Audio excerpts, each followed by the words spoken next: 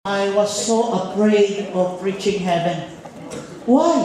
You're a pastor. You know the Word of God. Because we will just only worship there. I think it will be boring. I don't want to worship endlessly. I need to do something. Do you know God? In 1 Corinthians 2:9, no eye has ever seen, no mind has ever thought. Amen? No eyes seen, no ears have heard, no minds have conceived, but God Himself. Look at this. There's so many surprises in heaven. The glimpse that we see in His Word is just maybe a glimpse only. But God prepared a beautiful, beyond description of our mind, of our eye. We cannot behold the beauty of God. We cannot behold the beauty of that city. But we will be beholding the presence of God, His glory, this city, once we reach heaven. Amen. Amen? Here are the 5 things that we will occupy in heaven. Tignan niyo ito, mga kapatid. We will worship without distraction. We are distracted by time, right? Gustong-gusto nating magkantahan hanggang hapon na.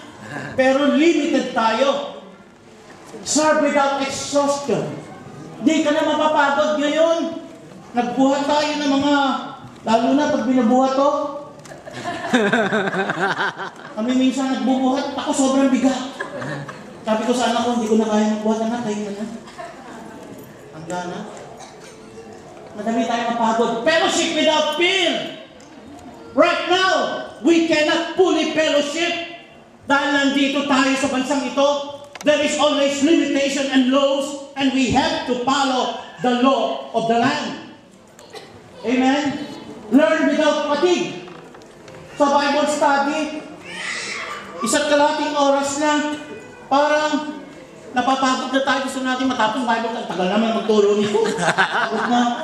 Sino na dito tapos? Amen? Hallelujah. But once we reach heaven, no more fatigue. And do you know who is our Bible teacher there? Amen. Jesus Christ. Amen. Are you excited? Amen. To hear Jesus Christ Amen. teaching us, giving us the details of His plan, not only in us, but other plan of God in the universe. Rest without boredom. So, boredom. Hindi tayo bored, di ba? Boring. Kaya sa klase, pag nagtuturo ako, Lord, pag nakita ko yung mga estudyante, medyo gumagano na. Ako, boring yung kaso ko. Magaling na po. Amen. Why should my heart be fixed where my home is not? Heaven is my home. Take a look at this.